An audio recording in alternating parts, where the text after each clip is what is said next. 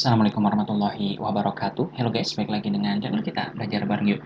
Pada video kali ini kita bakal bareng-bareng ngebahas tentang Permen PUPR nomor 27 tahun 2015 tentang bendungan. Video kali ini kita di part 2 ya. Part 2 di sini maksudnya adalah kita bakal ngebahas dari pasal 74 sampai dengan pasal 143 yang merupakan lanjutan dari video part sebelumnya. Jadi kalau teman-teman belum nonton part pertamanya, teman-teman bisa nonton dulu part pertamanya biar nyambung pada part yang ini ya. Ini kita khusus ngebahas di bab ketiga tentang pengelolaan bendungan bagian ke-1 umum. Bismillahirrahmanirrahim. Mari kita mulai. Pasal 74 Ayat 1. Pengelolaan bendungan beserta waduknya untuk pengelolaan sumber daya air ditujukan untuk menjamin A. Kelestarian fungsi dan manfaat bendungan beserta waduknya, B. Efektivitas dan efisiensi pemanfaatan air, dan C. Keamanan bendungan. Ayat 2. Pengelolaan bendungan beserta waduknya sebagaimana dimaksud pada ayat 1 dilaksanakan dengan memperhatikan keseimbangan ekosistem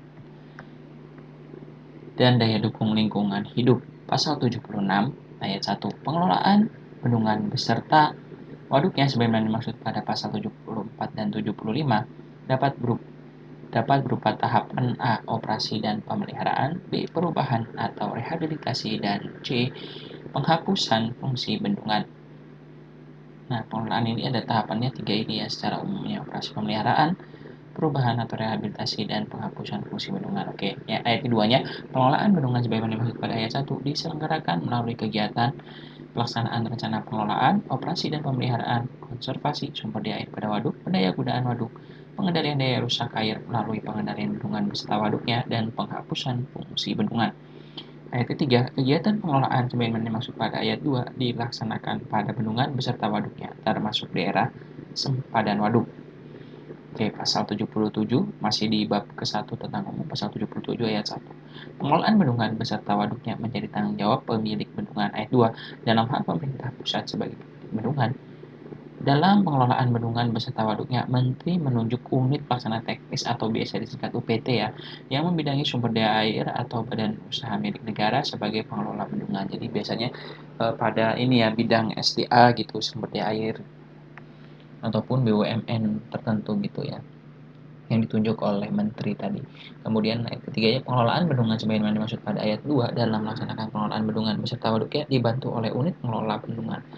Unit pengelola bendungan sebagaimana dimaksud pada ayat 3 ditetapkan oleh pemilik atau pengelola bendungan. Ayat 5, dalam hal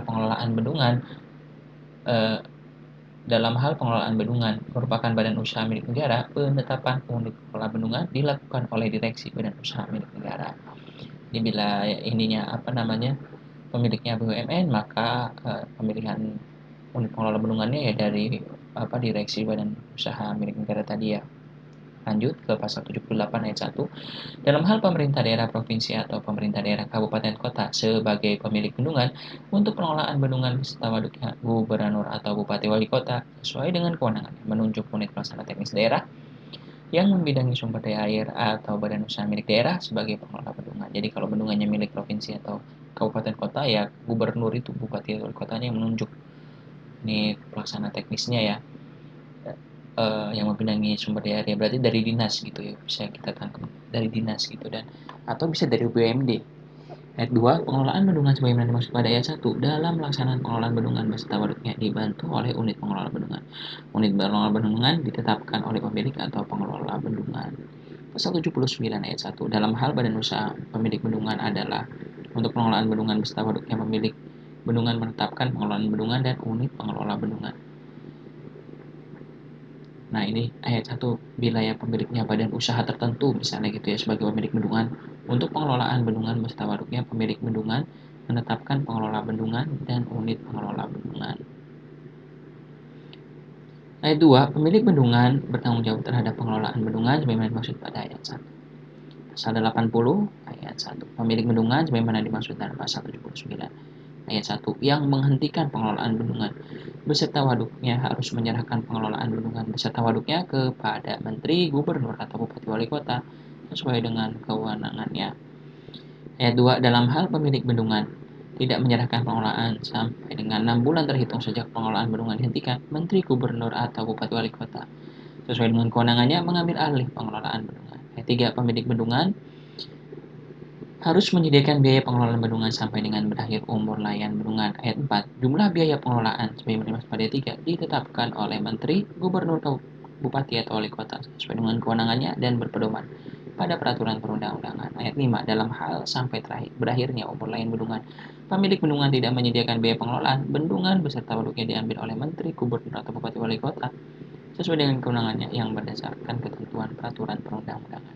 Pasal 81 ayat 1. Unit pengelola bendungan sebagaimana dimaksud dalam pasal 77 ayat 3, pasal 78 dan pasal 79 mempunyai tugas untuk melaksanakan pengelolaan bendungan beserta waduknya. Unit pengelola bendungan dipimpin oleh Kepala Unit Pengelola Bendungan. Kepala Unit Pengelola Bendungan harus memenuhi persyaratan. Nah, ini syaratnya nih. A. Memiliki sertifikat keahlian di bidang bendungan yang dikeluarkan oleh lembaga yang berwenang sesuai dengan ketentuan peraturan perundangan. Dan B. Memiliki kompetensi dalam pengelolaan bendungan beserta waduknya. Ayat 4. Persyaratan dan prosedur pembentukan unit pengelola bendungan dilakukan sesuai dengan pedoman yang ditetapkan oleh Menteri. Jadi unit pengelola bendungan ini memang butuh spesifikasi tertentu gitu ya, dan memang ahlinya di bidang bendungan dan memiliki kompetensi di bidang pengelolaan bendungan seperti itu. Dan persyaratan prosedur pembentukan unit pengelola bendungan ini dilakukan sesuai dengan pedoman dari Menteri. Oke, kemudian pasal 83 kita sudah masuk ke bagian kedua nih, pelaksanaan rencana pengelolaan bendungan. Pasal 83 ayat 1, pelaksanaan rencana pengelolaan bendungan dilakukan dengan memperhatikan kondisi sumber daya air dan lingkungan hidup. Ayat 2, dalam hal bendungan untuk pengelolaan sumber daya air, pelaksanaan rencana pengelolaan bendungan didasarkan pada nih. Rencana pengelolaan bendungannya ini didasarkan oleh ini nih, 4 poin ini nih. Persediaan sumber daya airnya, kebutuhan air, pengendalian banjir dan atau kebutuhan daya air. Jadi dilihat juga nih tujuannya pengelolaan sumber. Misalnya tujuan dari bendungan itu untuk pengelolaan sumber daya air, maka yang menjadi dasar pengelolaannya, rencana pengelolaan bendungannya itu 4 poin ini gitu ya. Kayak ketiga, dalam hal bendungan untuk penampungan limbah tambang atau penampung lumpur, pelaksana rencana pengelolaan bendungan didasarkan pada jenis limbah tambang atau jenis lumpur dan volume limbah tambang atau volume lumpur per satuan waktu. Seperti itu ya teman-teman. Jadi dilihat juga tujuannya apa, baru nanti kita bisa melakukan pelaksanaan rencana pengelolaan bendungan. Kemudian pasal 84, mohon maaf ini kita sudah ke bagian ketiga, operasi dan pemeliharaan. Pasal 84. Operasi dan pemeliharaan bendungan beserta waduknya terdiri atas 3 poin. Apa aja poinnya ini? A, B, C itu operasi dan pemeliharaan bendungan. Pemeliharaan waduk dan pemantauan bendungan. Oke ya, 3 poin ini kita bahas nih. Poin A dulu nih ya, operasi dan pemeliharaan bendungan. Ini ada di pasal 86 dan 87 secara rincinya dijelaskan di pasal 85 dan 86 nih. Oke. Pasal 85 ayat 1, operasi dan pemeliharaan bendungan dimaksudkan untuk A. Mengoptimalkan pendayagunaan air dan daya air, dan B. Menjaga keamanan bendungan. Itu 2 poin penting ini ya, tujuannya apa? Oke, ayat 2-nya, operasi dan pemeliharaan bendungan untuk bendungan penampung limbah dan tambang ditujukan untuk menjaga keamanan bendungan. Oke, ya kan, kalau misalnya tadi untuk misalnya tentang pengelolaan sumber daya air, maka tujuannya apa sih operasi dan pemeliharaan itu? Mengoptimalkan penggunaan air gitu ya, dan sumber daya air. Kemudian menjaga keamanan bendungan. Kalau misalnya dia bendungannya ditujukan untuk limbah tambang dan penampung limbah tambang gitu ya, maka memang operasi dan pemeliharaannya itu bertujuan untuk menjaga keamanan bendungan gitu agar tidak rubuh gitu ya. Oke. Selanjutnya pasal 86. Operasi bendungan dilakukan dengan mengatur keluaran air waduk guna pemenuhan kebutuhan air di hilir, pengendalian banjir, dan pengamanan bendungan pada keadaan darurat atau luar biasa. Ayat 2, operasi bendungan sebagaimana dimaksud pada ayat 1 meliputi A. Operasi normal untuk memenuhi kebutuhan air di hilir, B. Operasi banjir untuk pengendalian muka air banjir di waduk dan pengendalian banjir daerah hilir, dan C. Operasi darurat untuk penurunan muka air waduk secara cepat pada kondisi darurat. Ayat 3. Dalam hal terjadi keadaan darurat atau situasi luar biasa, operasi bendungan beserta waduknya diutamakan untuk tujuan keamanan bendungan dan keselamatan lingkungan hidup. Nah ini ya. Jadi operasi bendungan itu dilakukan dengan mengatur keluaran air waduk ya, untuk pemenuhan kebutuhan air di hilir dari si bendungan tadi. Pengendalian banjir pada bagian bendungan dan pengamanan bendungan pada keadaan darurat atau luar biasa. Kemudian operasi bendungan itu meliputi apa aja nih? Jadi, operasi normal yaitu untuk pemenuhan kebutuhan air hilir, dan operasi banjir jika terjadi banjir di bendungan itu ya. Nah ini untuk pengendalian banjir juga di daerah hilir gitu. Misalnya di hilirnya lagi banjir, maka kan ditahan dulu air yang ada di bendungan itu. Kemudian operasi darurat, misalnya penurunan muka air waduk secara cepat pada kondisi darurat. Nah, itu dia. Kemudian selanjutnya pasal 84 untuk yang pemeliharaan waduk ya, ada di pasal 87 dan 88 penjelasannya. Ayat 1 pasal 87 ayat 1 pemeliharaan meliputi pemeliharaan pencegahan dan pemeliharaan luar biasa. Pemeliharaan pencegahan ini apa? Ditujukan untuk mencegah terjadinya kerusakan dan kemunduran mutu bendungan dan bangunan pelengkapnya serta memperpanjang umur manfaat. Kemudian kalau pemeliharaan luar biasa dilakukan berdasar kebutuhan di luar jadwal pemeliharaan yang telah ditetapkan, ditujukan untuk perbaikan kerusakan yang disebabkan oleh kemunduran mutu, banjir, gempa bumi, kemacetan peralatan, kegagalan baik struktural, hidrolis, rembesan, operasi dan lain, vandalisme dan lain sebagainya. Oke. Ayat 2-nya pemeliharaan pencegahan dilakukan nih secara rutin dan secara berkala atau terjadwal. Kalau secara rutin yaitu disebutnya pemeliharaan rutin ya. Kalau secara berkala atau terjadwal ada pemeliharaan berkala. Oke, ayat 3-nya pemeliharaan luar biasa sebagaimana dimaksud pada ayat 1 meliputi pekerjaan perbaikan atau repair, remedial work, pekerjaan perkuatan dan rehabilitasi. Pasal 88 ayat 1. Pemeliharaan waduk dimaksudkan untuk A. Mempertahankan fungsi waduk sesuai dengan umur layak, B. Menjaga kuantitas dan kualitas air waduk, dan C. Menjaga keamanan bendungan. Ayat 2. Pemeliharaan waduk untuk waduk penampung limbah tambang dimaksudkan untuk pengamanan tampungan limbah tambang. Oke, kita masuk ke penjelasan pemantauan bendungan ya. Pemantauan bendungan.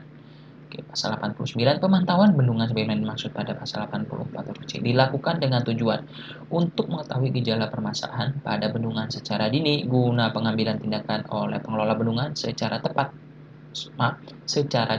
dan tepat. Pasal 90 ayat 1. Dokumen laporan akhir pelaksanaan konstruksi yang dibuat oleh pembangunan bendungan dipergunakan sebagai salah satu acuan dalam pelaksanaan operasi dan pemeliharaan bendungan. Ayat 2. Dalam hal bendungan untuk penampungan limbah tambang, dokumen laporan akhir atau laporan terhadap pelaksanaan konstruksi yang dibuat oleh pembangun bendungan digunakan sebagai salah satu acuan dalam pelaksanaan operasi dan pemeliharaan bendungan. Selanjutnya pasal 91 ayat 1, pelaksanaan operasi bendungan wajib dilakukan berdasarkan izin operasi bendungan yang dikeluarkan oleh Menteri. Ayat 2. Izin operasi bendungan sebagaimana dimaksud pada ayat 1 diberikan berdasarkan permohonan yang diajukan oleh pengelola bendungan. Ayat 3. Permohonan sebagaimana pada ayat 2 harus memenuhi persyaratan secara administratif dan teknis ya. Oke, ayat 4-nya ini penjelasan persyaratan administratifnya meliputi dokumen apa aja nih. A. Permohonan izin operasi bendungan. B. Identitas pengelola bendungan.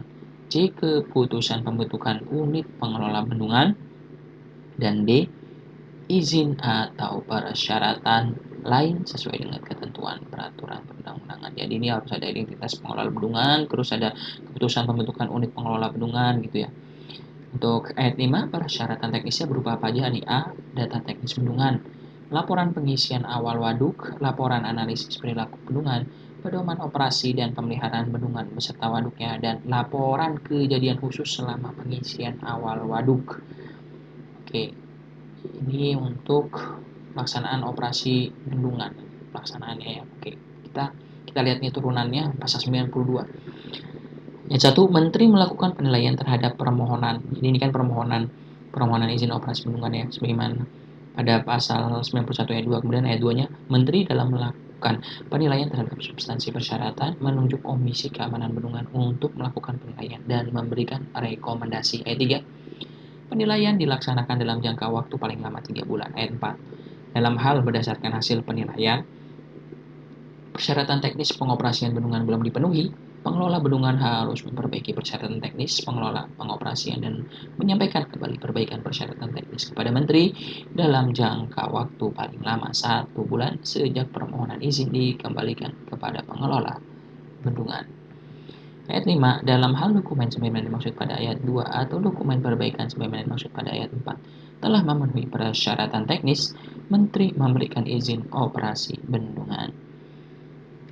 Ini pasal 96 ayat 1. Operasi dan pemeliharaan bendungan beserta waduknya harus dilakukan setiap saat.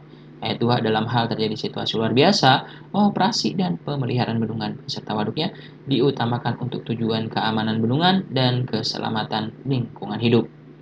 Pasal 100 ayat 1. Ya maaf, ini kita sudah masuk ke bagian keempat, konservasi sumber daya air pada waduk ya. Bagian keempat, konservasi sumber daya air pada waduk, paragraf 1, pasal 100 ayat 1.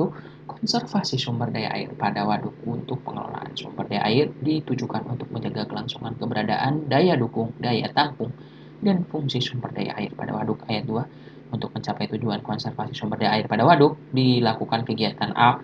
Perlindungan dan pelestarian waduk, B. Pengawetan air, dan C. Pengelola kualitas air dan pengendalian pencemaran air. Dari pasal 100 kita masuk ke paragraf kedua, perlindungan dan pelestarian waduk. Pasal 101-nya merupakan turunan dari pasal 100. Ayat 1. Perlindungan dan pelestarian waduk sebagaimana dimaksud pada pasal 100 bertujuan untuk menjaga waduk agar terpelihara keberadaan, keberlanjutan, serta menjaga fungsi waduk terhadap kerusakan atau gangguan yang disebabkan baik oleh daya alam maupun tindakan manusia. Ayat 2. Perlindungan dan pelestarian waduk dilaksanakan dengan cara menetapkan dan mengelola kawasan lindung waduk, vegetatif, dan atau rekayasa teknik sipil melalui pendekatan sosial, ekonomi, dan budaya masyarakat sekitar. Ayat 3. Perlindungan dan pelestarian waduk dilakukan melalui A. Pemeliharaan kelangsungan fungsi daerah tangkapan air, pengawasan penggunaan lahan pada daerah tangkapan air, pembuatan bangunan pengendali erosi dan sedimentasi, pengendalian pemanfaatan ruang pada waduk, pengendalian pengelolaan tanah, pengaturan iras pada waduk, dan peningkatan kesadaran, partisipasi, dan pemberdayaan pemilik kepentingan dalam pelestarian waduk dan lingkungannya. Oke, kemudian dari pasal 101 itu ayat 3-nya diturunkan lagi kan ini kan, perlindungannya A. Pemeliharaan kelangsungan fungsi daerah tangkapan air. Oke. Ini dijelaskan pada pasal 102 ya. Pasal 102 isinya ayat 1, pemeliharaan kelangsungan fungsi daerah tangkapan air sebagaimana dimaksud pada pasal 101 dilakukan dalam kawasan hulu waduk. Dalam pemeliharaan kelangsungan fungsi tangkapan air, Menteri, Gubernur, atau Bupati Wali Kota sesuai dengan kewenangannya menetapkan kawasan yang berfungsi sebagai daerah tangkapan air, NSP, pelestarian fungsi daerah tangkapan air, tata cara pengelolaan kawasan daerah tangkapan air, penyelenggaraan program pelestarian fungsi daerah tangkapan air, dan pemberdayaan masyarakat dalam pelestarian fungsi daerah tangkapan air. Ayat 3. Dalam hal pemilik bendungan merupakan badan usaha, penyelenggara program pelestarian fungsi daerah tangkapan air, dan pemberdayaan masyarakat dalam pelestarian fungsi daerah tangkapan air dilakukan oleh pemilik bendungan. Ayat 4. Dalam pelaksanaan kegiatan sebagaimana pada ayat 3, pemilik bendungan dapat meminta bantuan kepada Menteri, Gubernur, atau Bupati Wali Kota sesuai dengan kewenangannya untuk mengordinasikan penyelenggaraannya. Oke, masih turunan dari pasal 101. Sekarang yang poin yang B, pengawasan penggunaan lahan pada daerah tangkapan air. Pasal 103 penjelasannya. Ayat 1. Pengawasan penggunaan lahan pada daerah tangkapan air dilakukan oleh Menteri yang menyelenggarakan urusan pemerintah yang terkait dengan bidang sumber daya air, Gubernur atau Bupati Wali Kota sesuai dengan kewenangannya. Ayat 2. Dalam hal pemilik bendungan merupakan badan usaha, pengawasan dilakukan oleh Menteri yang menyelenggarakan urusan pemerintah yang terkait dengan bidang sumber daya air, Gubernur, Bupati Wali Kota sesuai dengan kewenangannya, serta pemilik bendungan. Ayat 3. Dalam hal bendungan sebagaimana pada ayat 1 dimiliki oleh badan usaha. Pemilik bendungan melakukan pemantauan penggunaan lahan pada daerah tangkapan air. Ayat 4. Apabila dari hasil pemantauan menunjukkan terjadinya perubahan penggunaan lahan pada daerah tangkapan air, pemilik bendungan harus melaporkan kepada Menteri yang menyelenggarakan urusan pemerintah yang terkait di bidang sumber daya air, Gubernur atau Bupati Wali Kota sesuai dengan kewenangannya. Oke, poin yang C sekarang, pembuatan bangunan pengendali erosi dan sedimentasi. Penjelasannya di pasal 104 ayat 1. Pembuatan bangunan pengendali erosi dan sedimentasi menjadi tanggung jawab Menteri Gubernur atau Bupati Wali Kota sesuai dengan kewenangannya. Ayat 2. Menteri Gubernur atau Bupati Wali Kota sesuai dengan kewenangannya menetapkan A. Lokasi bangunan pengendali erosi dan sedimentasi. B. Pelaksanaan pembangunan pengendali erosi dan sedimentasi. Dan C. Pemberdayaan masyarakat dalam rangka pembangunan pengendalian erosi dan sedimentasi. 3. Dalam hal pemilik bendungan merupakan badan usaha, pelaksanaan pembangunan pengendali erosi dan sedimentasi dilakukan oleh pemilik bendungan. Ayat 4. Dalam pelaksanaan pembangunan pengendalian erosi dan sedimentasi serta pemberdayaan masyarakat, pemilik bendungan dapat meminta bantuan kepada Menteri Gubernur, Bupati, Wali Kota sesuai dengan kewenangannya untuk mengkoordinasikan penyelenggaraannya. Oke. Poin yang D sekarang, pengendalian pemanfaatan ruang pada waduk. Pasal 105. Pengendalian pemanfaatan ruang pada waduk meliputi daerah genangan waduk dan daerah sempadan waduk. Ayat 2. Dalam rangka pengendalian pemanfaatan ruang waduk, Menteri Gubernur, Bupati, Wali Kota sesuai dengan kewenangannya menetapkan A. Pemanfaatan ruang pada waduk, B. Pengelolaan ruang pada waduk, dan C. Pemberdayaan masyarakat dalam pengendalian pemanfaatan ruang pada waduk. Ayat 3. Pemanfaatan ruang pada daerah genangan waduk hanya dapat dilakukan untuk A. Kegiatan pariwisata, kegiatan olahraga, dan budidaya perikanan. Ayat 4. Pemanfaatan ruang pada daerah sempadan waduk hanya dapat dilakukan untuk A. Kegiatan penelitian, kegiatan pengembangan ilmu pengetahuan, dan C. Upaya mempertahankan fungsi daerah sempadan waduk. Ayat 5. Penggunaan ruang di daerah sempadan waduk dilakukan dengan memperhatikan A. Fungsi waduk agar tidak terganggu oleh aktivitas yang berkembang di sekitarnya. B. Kondisi sosial, ekonomi, dan budaya setiap daerah. Dan C. Daya rusak air waduk terhadap lingkungannya. Lanjutannya dari pasal 105 ini, dari ayat 6, pemanfaatan ruang pada daerah genangan waduk dan daerah sempadan waduk hanya dapat dilakukan berdasarkan izin dari Menteri, Gubernur, atau Bupati Wali Kota sesuai dengan kewenangannya setelah mendapatkan rekomendasi dari unit pelaksana teknis yang membidangi sumber daya air pada wilayah sungai yang bersangkutan. 7. Menteri, Gubernur, atau Bupati Wali Kota sesuai dengan kewenangannya menyelenggarakan pengawasan dan pemantauan pemanfaatan ruang. Ayat 8. Pemanfaatan ruang untuk budidaya perikanan dengan menggunakan karamba atau jaring apung harus berdasarkan hasil kajian yang dilakukan oleh pengelola bendungan. Ayat 9. Hasil kajian paling sedikitnya meliputi substansi fungsi sumber air, daya tampung waduk, daya dukung lingkungan, dan tingkat kebutuhan dan atau daya tahan struktur bendungan beserta bangunan pelengkap. 10. Hasil kajian sebagaimana dimaksud pada ayat 8 dan 9 sebagai dasar pemberian izin pemanfaatan ruang untuk budidaya perikanan dengan menggunakan karamba atau jaring apung. 11. Persyaratan dan cara permohonan serta pengkajian pemanfaatan ruang pada waduk dilakukan sesuai dengan pedoman yang ditetapkan oleh Menteri. Oke, pasal 107 ayat 1. Kita masih ini penjelasan pada ini ya. Penjelasan untuk poin E, pengendalian pengolahan tanah dan kawasan hulu waduk nih, pasal 107. Ya, ayat keduanya coba penyelenggara pengendalian pengolahan tanah pada kawasan hulu waduk dimaksudkan pada ayat 1 dilakukan melalui kegiatan pencegahan kelongsoran, pengendalian laju erosi tanah, pengendalian tingkat sedimentasi pada waduk, dan atau peningkatan peresapan air ke dalam tanah. Ayat 3, pengendalian pengolahan tanah dilakukan dengan memperhatikan kaidah konservasi dan fungsi lindung sesuai dengan ketentuan peraturan perundang-undangan. Ayat 4, kaidah konservasi meliputi A. Perlindungan sistem penyangga kehidupan, B. Pengawetan keanekaragaman jenis tumbuhan dan satwa beserta ekosistemnya, dan C. Pemanfaatan secara lestari sumber daya alam hayati dan ekosistemnya. Ayat 5, dalam hal pemilik bendungan merupakan badan usaha, pelaksanaan kegiatan dilakukan oleh pemilik bendungan. Ayat 6, pelaksanaan kegiatan oleh pemilik bendungan dikoordinasikan oleh Menteri, Gubernur, atau Bupati Wali Kota sesuai dengan kewenangannya. Untuk poin yang F sekarang, pengaturan daerah sempadan waduk. Pasal 108 ayat 1. Pengaturan daerah sempadan waduk merupakan pengaturan kawasan perlindungan waduk. Ayat 2. Kawasan perlindungan waduk merupakan ruang antara garis muka air waduk tertinggi dan garis sempadan waduk. Ayat 3. Garis sempadan waduk sebagaimana dimaksud pada ayat 2 merupakan batas luar perlindungan waduk. Pasal 109, turunan dari pasal 108 ya.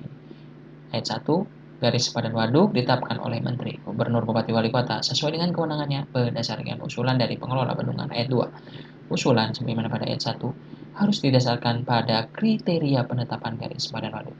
Ayat 3, Kriteria penempatan sepadan waduk meliputi A. Karakteristik waduk, dimensi waduk, morfologi waduk, dan ekologi waduk. B.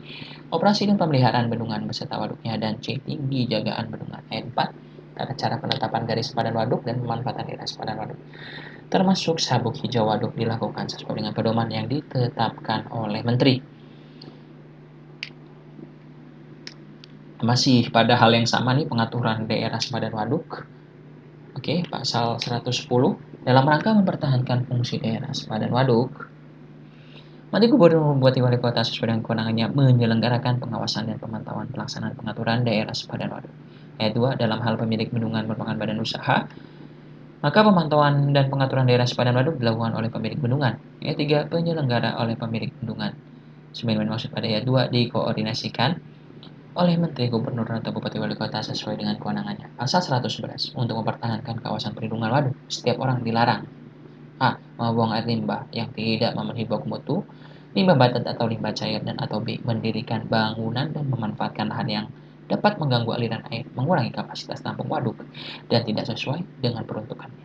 Oke, sekarang kita masuk ke poin yang G, peningkatan kesadaran, partisipasi, dan pemberdayaan pemilik kepentingan dalam pelestarian waduk dan lingkungan. Pasal 112 ayat 1. Menteri Gubernur Bupati Wali Kota sesuai dengan kewenangannya melakukan upaya peningkatan kesadaran, partisipasi, dan pemberdayaan pemilik kepentingan dalam pelestarian waduk dan lingkungannya sebagaimana dimaksud pada pasal 101. Ayat 2. Dalam hal pemilik bendungan merupakan badan usaha, upaya peningkatan kesadaran, partisipasi, dan pemberdayaan pemilik kepentingan dan pelestarian waduk dan lingkungan dilakukan oleh pemilik bendungan. Pasal 113, kita masuk ke paragraf ketiga, pengawetan air. Pasal 113. Pengawetan air pada waduk ditujukan untuk pemeliharaan keberadaan dan ketersediaan air atau kuantitas air sesuai dengan fungsi dan manfaatnya. Ayat 2. Pengawetan air pada waduk dilakukan dengan cara A. Menyimpan air yang berlebih pada waduk untuk dimanfaatkan pada waktu yang diperlukan. B. Menghemat air melalui pemakaian yang efisien dan efektif. Dan atau C. Mengendalikan penggunaan air pada waduk. Jadi kan ini salah satu alasan juga ya kenapa ada waduk itu, yaitu karena untuk menghemat air gitu, menghemat air. Misalnya di musim hujan itu terjadi banjir kan, kelebihan suplai air gitu. Kemudian di musim kemarau itu terlalu kering, tidak ada hujan, sehingga kuantitas air yang diperlukan untuk irigasi itu terlalu sedikit. Nah, jadi dibangunlah waduk itu untuk menampung air untuk sementara waktu gitu, untuk digunakan di musim kemarau gitu, atau di musim yang dibutuhkan gitu ya, ketika dibutuhkan dan kondisi air hujan sedikit, seperti itu teman-teman. Oke, pasal 114 kita sudah masuk ke paragraf keempat, pengelolaan kualitas air dan pengendalian pencemaran air. Pasal 114 ayat 1. Pengelolaan kualitas air dilakukan untuk mempertahankan atau memulihkan kualitas air yang masuk dan yang berada di dalam waduk. Ayat 2. Pengelolaan kualitas air. Untuk air yang masuk dilakukan oleh pengelola bendungan melalui kegiatan perbaikan kualitas air. Ayat 3. Pengelolaan kualitas air untuk air yang berada di dalam waduk dilakukan oleh pengelola bendungan melalui kegiatan A. Pemantauan kualitas air pada waduk. B. Pengendalian kerusakan waduk. C. Aerasi pada waduk. D. Pemanfaatan organisme dan mikroorganisme yang dapat menyerap bahan pencemar pada waduk. Dan E.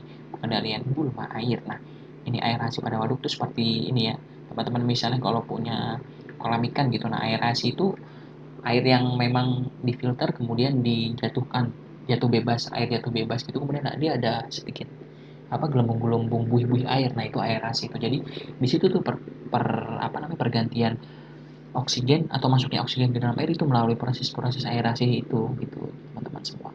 Kemudian pasal 115 ayat 1, pengendalian pencemaran air dilakukan untuk mempertahankan kualitas air yang masuk dan yang berada di dalam waduk. Ayat 2, pengendalian pencemaran air untuk air yang masuk dilakukan oleh pengelola bendungan melalui kegiatan pencegahan masuknya pencemaran air ke dalam air yang masuk ke dalam waduk.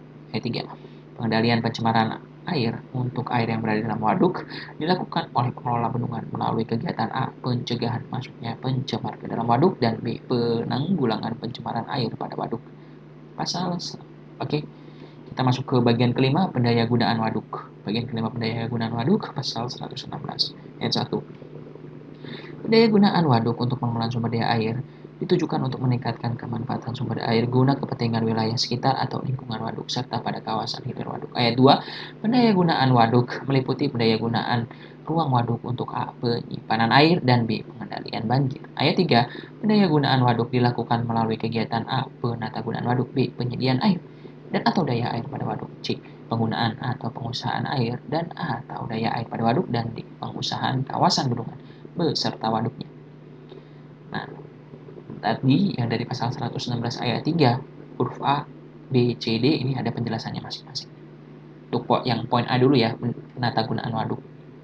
Pasal 118 ayat 1. Penata gunaan waduk dilakukan apabila terjadi perubahan ruang dalam waduk akibat adanya sedimen atau pemanfaatan air waduk dan daya air waduk untuk keperluan lain. Ayat 2. Penata gunaan waduk ditujukan untuk menetapkan zona pemanfaatan waduk dan peruntukan air pada waduk.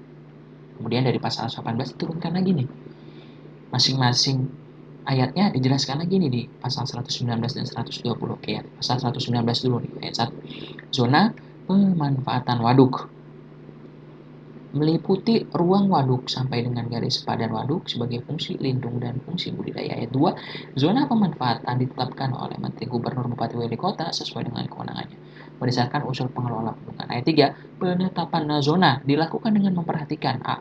Fluktuasi air yang dipengaruhi oleh musim, B. Kepentingan berbagai jenis pemanfaatan, C. Peran masyarakat di sekitar waduk dan pihak lain yang berkepentingan, D. Fungsi kawasan dan fungsi waduk, dan E. Keamanan bendungan beserta bangunan pelengkap. Pasal 120 ayat 1. Peruntukan air pada waduk ditetapkan oleh Menteri Gubernur Bupati Wali Kota sesuai dengan kewenangannya berdasarkan usulan pengelolaan bendungan. Ayat 2. Penetapan peruntukan air pada waduk dilakukan dengan memperhatikan A. Daya tampung waduk, B. Perhitungan dan proyeksi aliran air masuk waduk, dan C. Kebutuhan air dan atau daya air. Kemudian poin yang B, penyediaan air dan atau daya air pada waduk. Ini dijelaskan pada pasal 121. Coba kita lihat ayat satunya, penyediaan air dan atau daya air pada waduk. Huruf B, ditujukan untuk pemenuhan kebutuhan air dan daya air sesuai tujuan pengelolaan bendungan beserta waduknya. Ayat 2. Penyediaan air dan daya air dilaksanakan sesuai dengan pola operasi waduk sebagaimana dimaksud dalam pasal 47. Oke, poin yang C sekarang, penggunaan atau pengusahaan air dan atau daya air pada waduk. Penjelasannya di pasal 122 dan pasal 123. Pasal 122 ayat 1. Penggunaan atau pengusahaan air dan atau daya air pada waduk ditujukan untuk pemenuhan kebutuhan air atau daya air dan atau daya air sesuai dengan tujuan pembangunan bendungan beserta waduknya. Ayat 2. Penggunaan atau pengusahaan air dan atau daya air pada waduk dilakukan berdasarkan pedoman operasi dan pemeliharaan bendungan beserta waduknya termasuk pola operasi waduk. Pasal 123 ayat 1. Penggunaan atau pengusahaan air dan atau daya air pada waduk oleh selain pemilik atau pengelola bendungan harus mendapatkan izin pengguna sumber daya air untuk penggunaan atau pengusahaan air dan atau daya air dari Menteri, Gubernur, Bupati, Wali Kota sesuai dengan kewenangannya. Ayat 2. Pemberi izin pengguna sumber daya air atau pengusahaan air dan atau daya air dilakukan dengan ketentuan A. Sesuai zona pemanfaatan waduk dan peruntukan air pada waduk, B. Sesuai dengan rekomendasi teknis dari unit pelaksana teknis yang membidangi sumber daya air pada wilayah sungai yang bersangkutan, dan C. Menjamin keamanan dan kelestarian bendungan. Ayat 3. Pemberian rekomendasi teknis dilakukan oleh unit pelaksana teknis berdasarkan pertimbangan tertulis dari pengelola bendungan. Oke, sekarang yang poin yang D, pengusahaan kawasan bendungan beserta waduknya. Pasal 124 ayat 1. Pengusahaan kawasan beserta waduknya merupakan pemanfaatan kawasan bendungan beserta waduknya. Ayat 2. Pengusahaan kawasan waduk diselenggarakan dengan memperhatikan fungsi sosial, daya dukung lingkungan hidup, kesehatan lingkungan, dan kelestarian fungsi lingkungan hidup.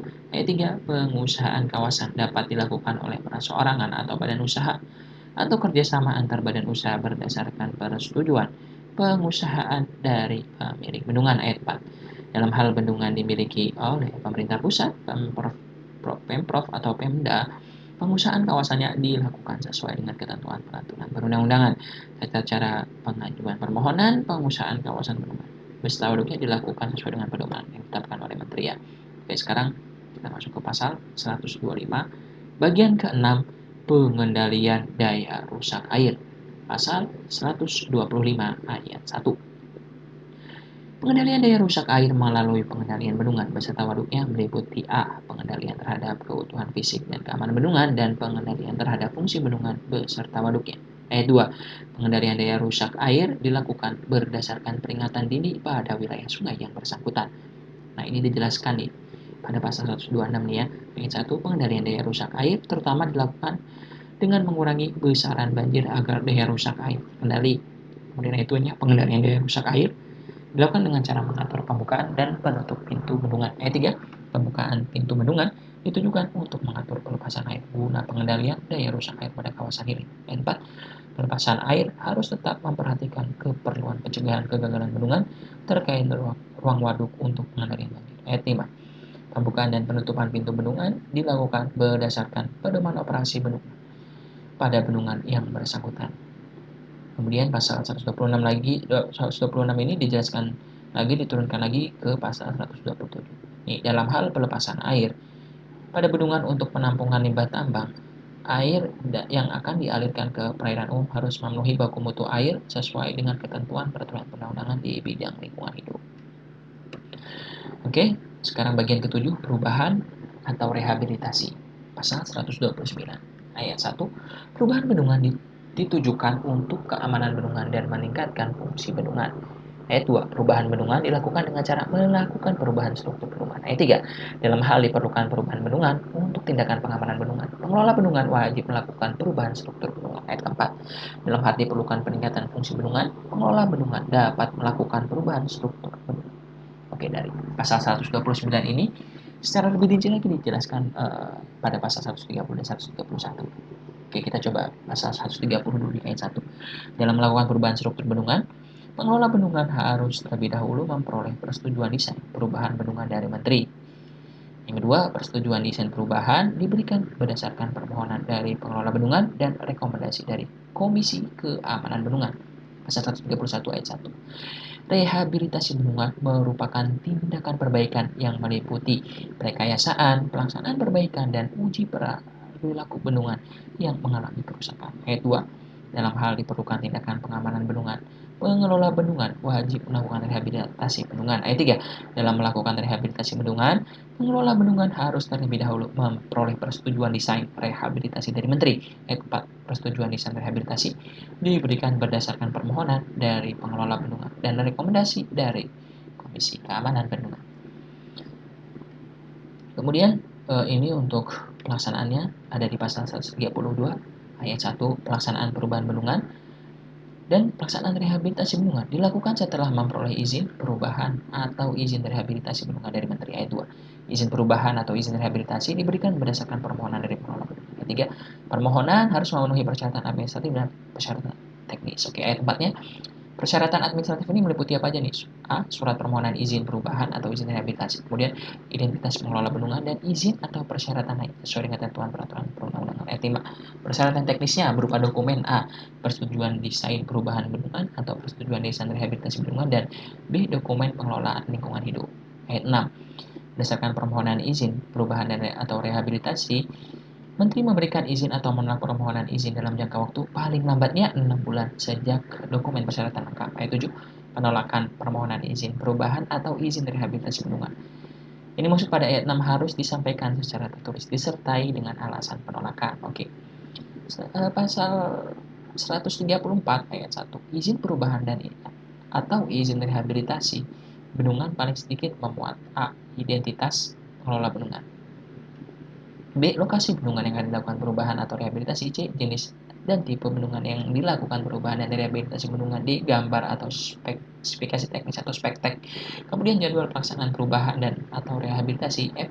Metode pelaksanaan atau rehabilitasi dan ketentuan hak, kewajiban, dan terakhir H. Jangka waktu pelaksanaan berlakunya izin ya. Ayat 3. Dalam jangka waktu 3 tahun sejak diterbitkannya izin perubahan atau izin rehabilitasi bendungan, pengelola bendungan wajib melaksanakan perubahan atau rehabilitasi bendungan sesuai dengan jadwal pelaksanaan perubahan atau rehabilitasi bendungan. Ayat 3. Dalam hal terjadi keadaan tertentu yang mengakibatkan perubahan atau rehabilitasi bendungan tidak dapat dipenuhi sesuai dengan jadwal pelaksanaan perubahan atau rehabilitasi bendungan, pemberi izin dapat memberikan perpanjangan waktu izin perubahan atau izin rehabilitasi bendungan. Masuk ke bagian ke-8, penghapusan fungsi bendungan. Pasal 137 ayat Satu, bendungan yang tidak mempunyai manfaat lagi atau terjadi kegagalan bendungan yang mengancam keselamatan masyarakat, pemilik bendungan wajib melakukan penghapusan fungsi bendungan. Dua, penghapusan fungsi bendungan dilakukan dengan cara membongkar bendungan oleh pemilik bendungan. Ayat 3, dalam hal pemilik bendungan tidak melaksanakan pembongkaran bendungan. Pembongkaran bendungan dilakukan oleh menteri, gubernur, atau bupati, wali kota sesuai dengan kewenangannya. Ayat 4, biaya pelaksanaan pembongkaran bendungan menjadi tanggung jawab pemilik bendungan. Nah, pasal 97 ini secara rincinya dijelaskan pada pasal 138 dan 139.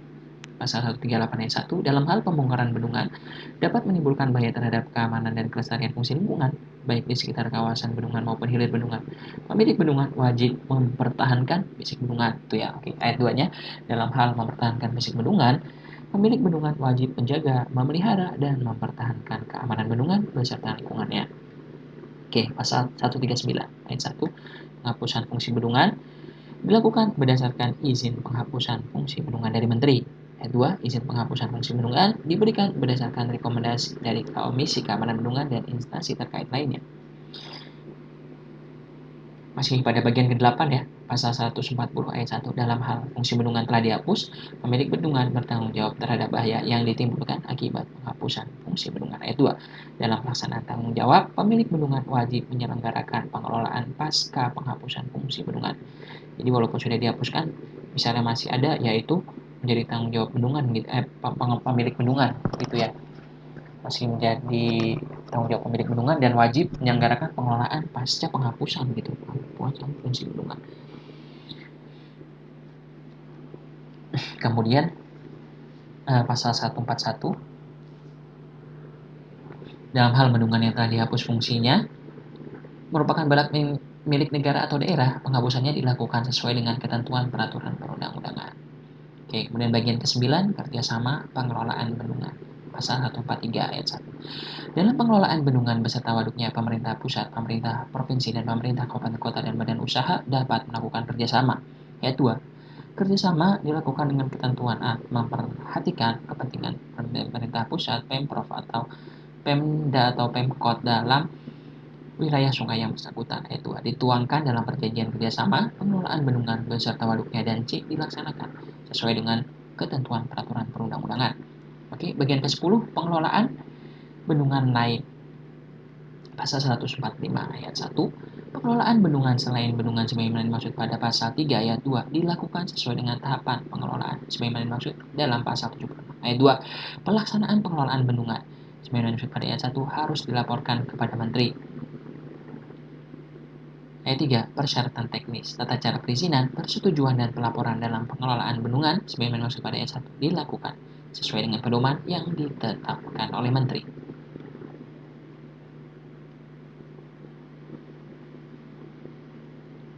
Oke, itu dia video kita kali ini, part 2 dari Permen PUPR nomor 27 tahun 2015 tentang bendungan.